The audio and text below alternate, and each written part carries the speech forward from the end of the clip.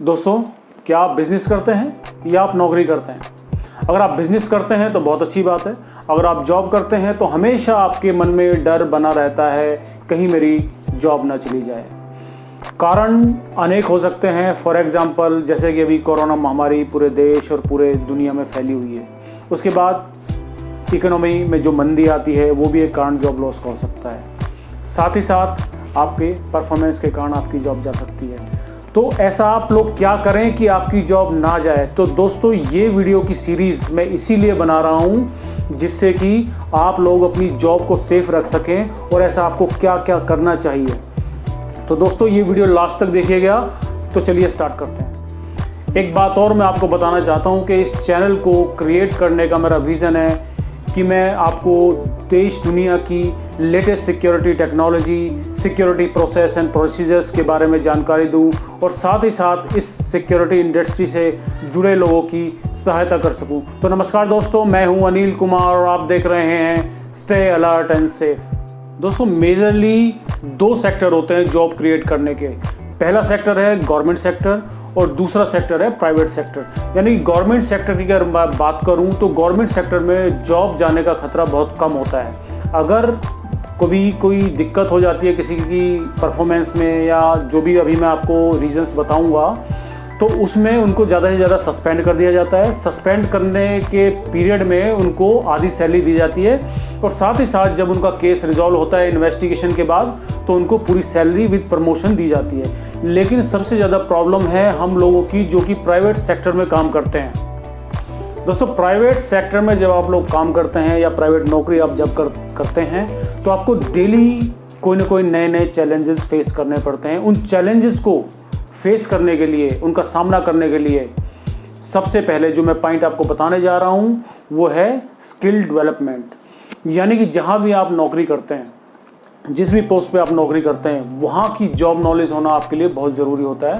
क्योंकि जब आप किसी दूसरी कंपनी से एक अगली कंपनी में जाते हैं तो आपका जो थॉट प्रोसेस होता है वो पिछली कंपनी के अकॉर्डिंग होता है। हो सकता है कि आपको सेम प्रोफाइल मिला हो, लेकिन हर एक कंपनी का काम करने का तरीका वेरी करता है। तो आपको जल्दी से जल्दी अपने स्किल्स को वहाँ पे डेवलप करना चाहिए और साथ ही साथ कुछ इनोवेटिव आइडियाज़ आपको वहाँ पे इम्प्लीमेंट करने चाहिए अपने बॉस से कंसल्ट करके।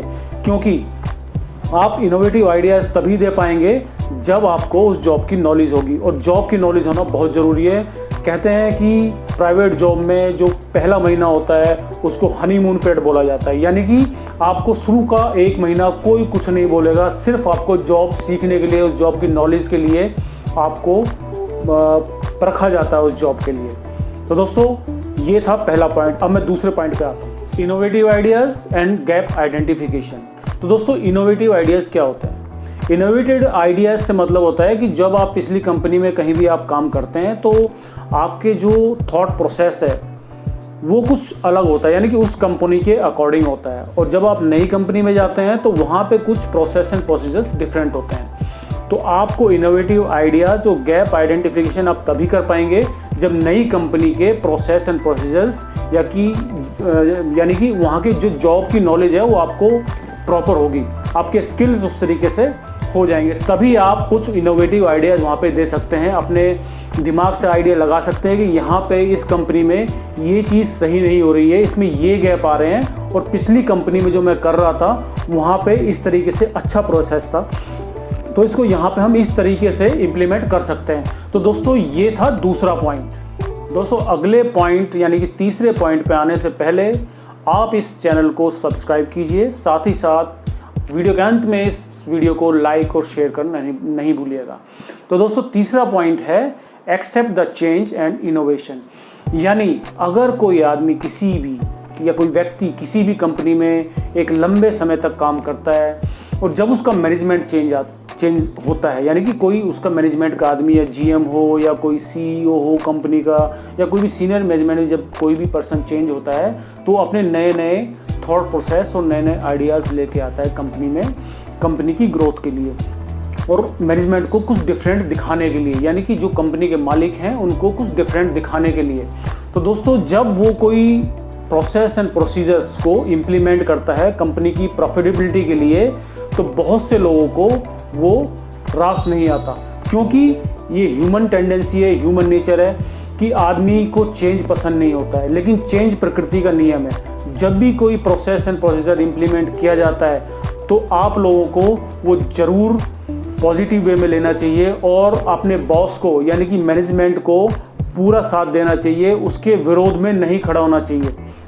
हो सकता है कुछ चैलेंजेस आएँ जब आप काम करें, तो उन चैलेंजेस को अपने बॉस के साथ डिस्कस करें, डिस्कस करके उसका सॉल्यूशन निकालें या अपने आइडियाज़ दें उस सॉल्यूशन के लिए। तब आपके बॉस के दिमाग में आपके लिए एक पॉजिटिव थॉट बनती है, पॉजिटिव पिक्चर आती है कि नहीं ये काम कर रहे हैं और ये हमारे साथ पॉजिटिव है। तो दोस्तों ये थे मेन 3 पॉइंट, और आने वाले जो वीडियो हैं उनमें मैं बाकी के पॉइंट्स के बारे में डिस्कस करूंगा, क्योंकि अभी ये वीडियो बहुत लंबा हो जाएगा। तो दोस्तों ये थे 3 मेन पॉइंट, इन पे आप ज़रूर काम करें, इन पे ज़रूर सोचें, जिससे कि आपकी जॉब एक लंबे समय तक चलती रहेगी, आपके स्किल्स डेवलप होंगे। तो दोस्तों इसी के साथ नमस्कार, स्टे अलर्ट एंड सेफ।